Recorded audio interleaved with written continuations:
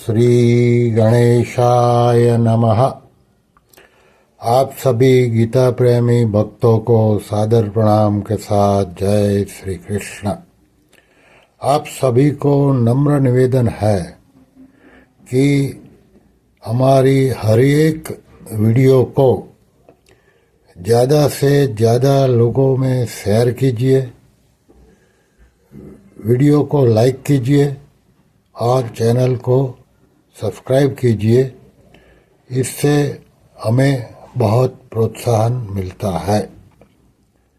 हमारी यात्रा में हम पहुँचे हैं 12वें अध्याय भक्ति योग के श्लोक क्रमांक 3 और 4।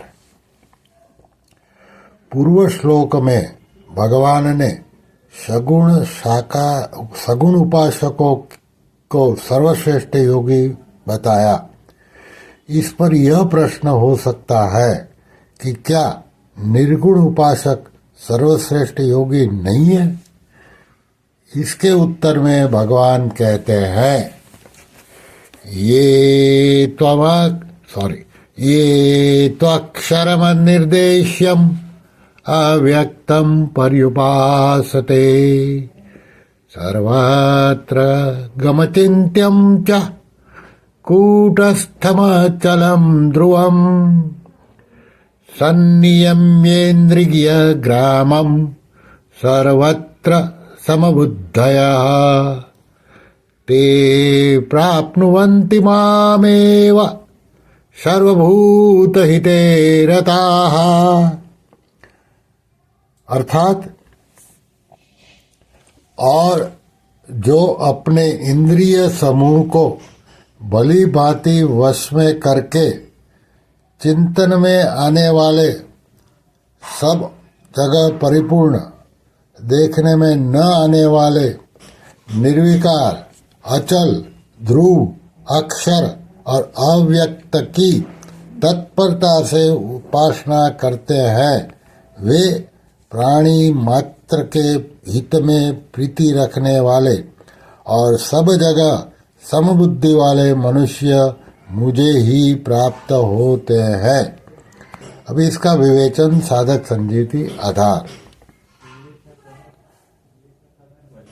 तू, यहाँ तू पद साकार उपासकों से निराकार उपासकों की भिन्नता दिखाने के लिए आया है।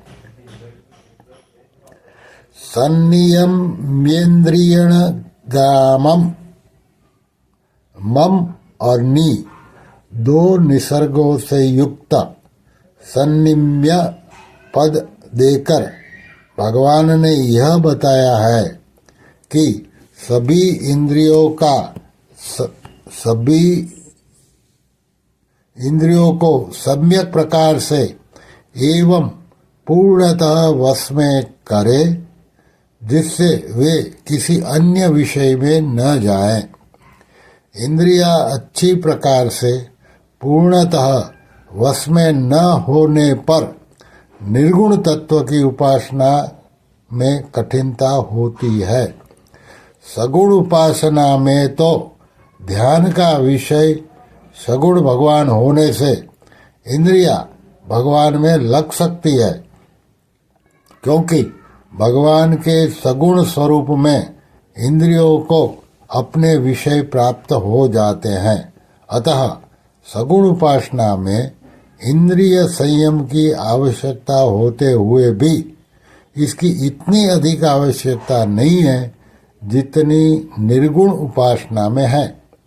निर्गुण उपासना में चिंतन का कोई आधार न रहने से इंद्रियों का सम्यक संयम हुए बिना आसक्ति रहने पर विषयों में मन जा सकता है और विषयों का चिंतन होने से पतन होने की संभावना रहती है, जैसा कि गीता के दूसरे अध्याय के 62-63वें श्लोक में बताया।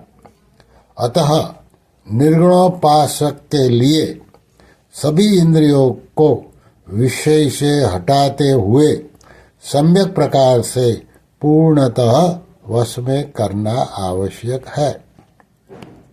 इंद्रियों को केवल बाहर से ही वश में नहीं करना है, प्रत्युत विषयों के प्रति साधक के अंतःकरण में भी राग नहीं रहना चाहिए, क्योंकि जब तक विषय में राग है तब तक ब्रह्म की प्राप्ति कठिन है, जैसा कि गीता के 15वें अध्याय के 11वें श्लोक में बताया।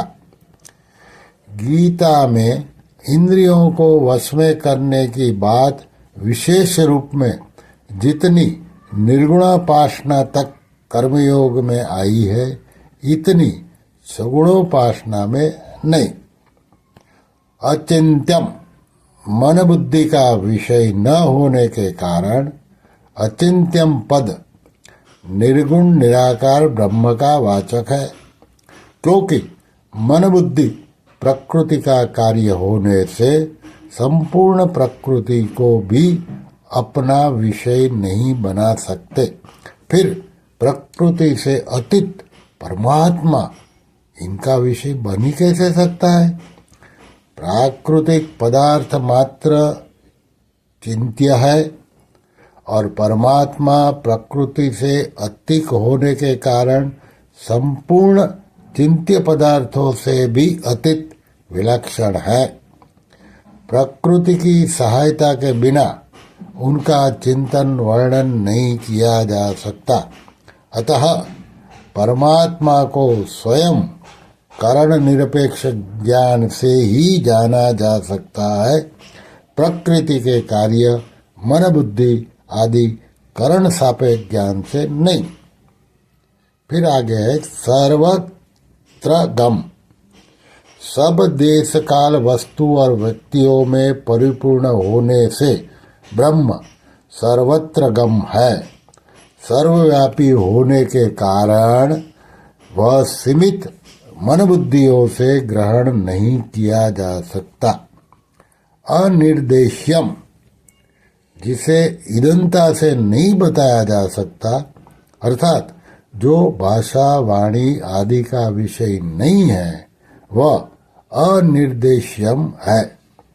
निर्देश यानी कि संकेत उसी का किया जा सकता है जो जाति गुण क्रिया एवं संबंध से युक्त हो और देश काल वस्तु एवं व्यक्ति से परिचिन्न हो, परंतु जो चिन्मय तत्व सर्वत्र परिपूर्ण हो, उसका संकेत जड़ वाणी भाषा से कैसे किया जा सकता है? आगे है कुटस्थम। यह पद निर्विकार सदा एक रस रहने वाले सच्चिदानंद घन ब्रह्म का वाचक है। सभी देश काल वस्तु व्यक्ति आदि में रहते हुए भी वह तत्व सदा निर्विकार और निर्लिप्त रहता है। उसमें कभी किंचित मात्र भी कोई परिवर्तन नहीं होता, इसलिए वह कुटस्थ है। कुट यानी कि आहरण में तरह तरह के गहने अस्त्र औजार आदि पदार्थ गढ़े जाते हैं, पर वह झोंका त्यों रहता है। इसी प्रकार संसार के भिन्न भिन्न प्राणी पदार्थों की उत्पत्ति स्थिति और विनाश होने पर भी परमात्मा सदा झोंके त्यों रहते हैं। आगे शब्द है अचलम। यह पद आने जाने की क्रिया से सर्वथा रहित ब्रह्म का वाचक है। प्रकृति चल है और ब्रह्म अचल है। फिर शब्द है ध्रुवम, जिसकी सत्ता निश्चित सत्य और नित्य है, उसको ध्रुव कहते हैं। सच्चिदानंद घन ब्रह्म सत्ता रूप से सर्वत्र विद्यमान रहने से ध्रुवम है। निर्गुण ब्रह्मों के 8 विशेषणों में सबसे महत्वपूर्ण विशेषण ध्रुवम है। ब्रह्म के लिए अनिर्देश्य अचिंतन्य आदि निषेधात्मक विषण देने से कोई ऐसा समझ ले कि वह है ही नहीं, इसलिए यहाँ ध्रुवम विशेषण देकर उस तत्व की निश्चित सत्ता बताई गई है। उस तत्व का कभी कहीं किंचन मात्र भी अभाव नहीं होता।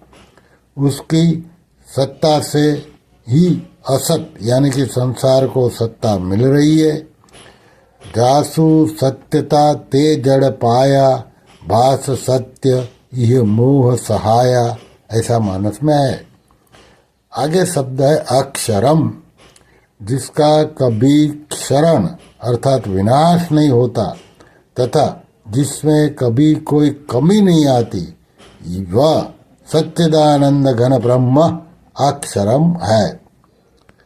फिर है शब्द अव्यक्तम, जो व्यक्त न हो अर्थात मन बुद्धि इंद्रियों का विषय न हो और जिसका कोई रूप या आकार न हो, उसको अव्यक्तम कहा गया है। आगे है शब्द पर्युपासते। यह पद यहाँ निर्गुण उपासकों की सम्यक उपासना का बोधक है।